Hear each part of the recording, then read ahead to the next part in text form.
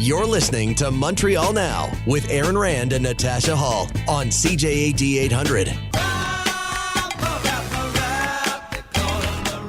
That is James Mennie. He is over at the Montreal Gazette. Jim, I just want to ask you, because I've been watching this on and off through the course of the day today, any bombshells at the Katie Telford testimony? No, I mean, it was pretty well, absolutely and utterly predictable. And the fact that, you know, the PMO kind of dragged their coat for a while, trying to freak out the Conservatives about, well, you know, maybe she will, maybe she won't. And then finally she came in. You know, she has been Trudeau's chief of staff since day one, since 2015, since he became prime minister. That said, every single analysis, every single report leading up to this very uncrucial day accurately predicted what wasn't going to happen, which is, and we heard a clip with Jason on the news a few minutes ago.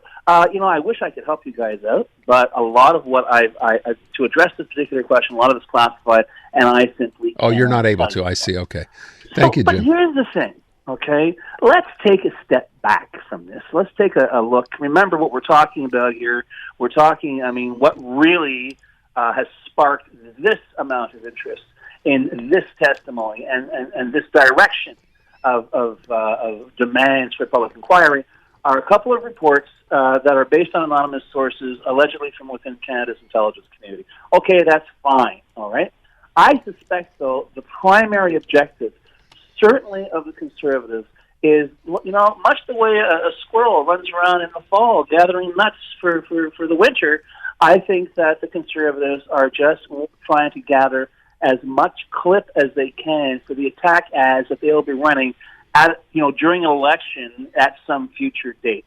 I cannot see how this is going to move anyone or hasten the agenda for a decision to be made on a public inquiry. And the quotes that I'm seeing and hearing today from the Conservatives, you know, like, this is going to be fully transparent. It's not going to be fully transparent. You're talking about the Canadian intelligence establishment, which, while it apparently leaks to certain media outlets, is supposed to, you know, get paid to keep its mouth shut. So it would be rather counterintuitive for any public official, any Canadian member of Parliament, to turn around and say, you know, I want to find out what's going on about this global Mennie part of this global report, and I want you to tell us all this secret stuff out loud. Not going to happen. Which is why, to a certain extent, there's the slightest soupçon of cynicism permeating this entire exercise. But who knows? Maybe it will lead somewhere, but I don't think it's going to lead anywhere with Katie Telford. Okay. I've been so incredibly impressed by her, though. It made me think, why has she been behind the scenes all these years? Well, you know, I got to tell you, sometimes it's way more fun to work behind the scenes. Perhaps. No, really, it is. Yeah, I know.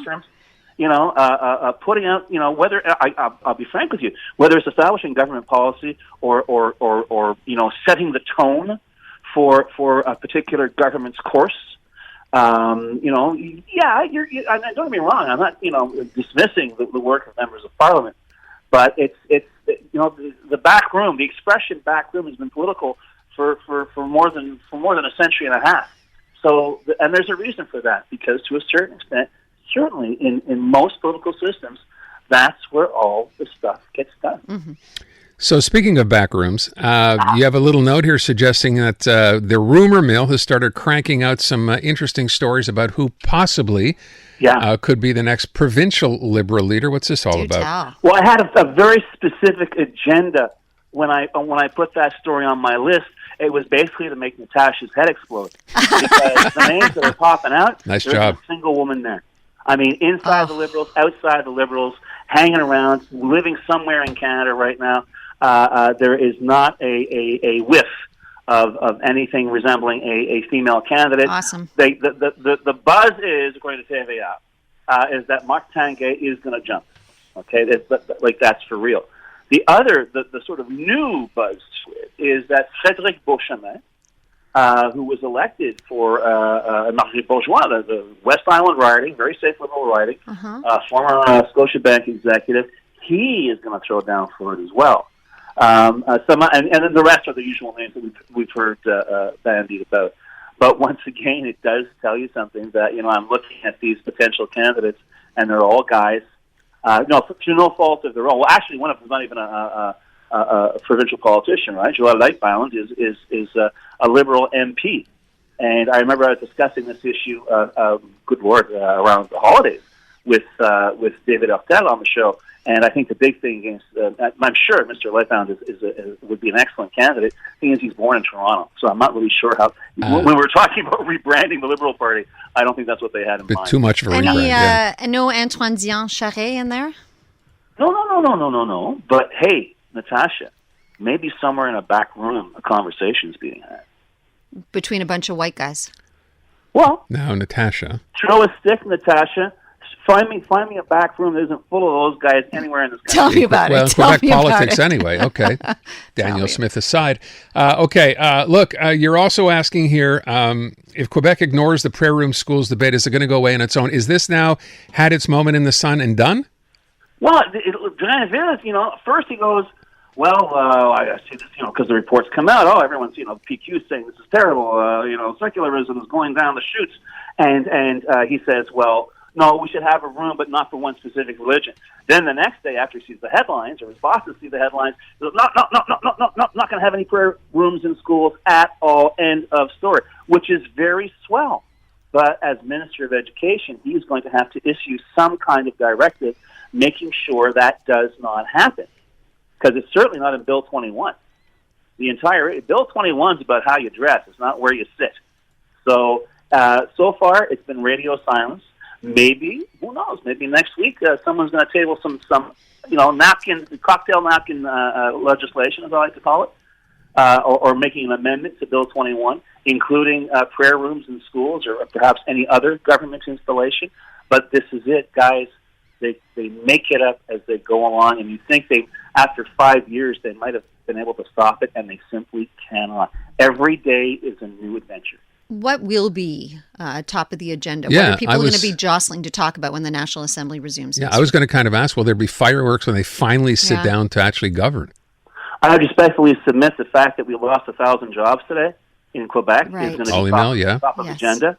And that's for real, because, Olimel is a major player in the food production industry, and 1,000 jobs is 1,000 jobs. And honestly, there's given all the vagaries of the food market, and indeed it's a global issue, but there's going to be a lot of talk about that.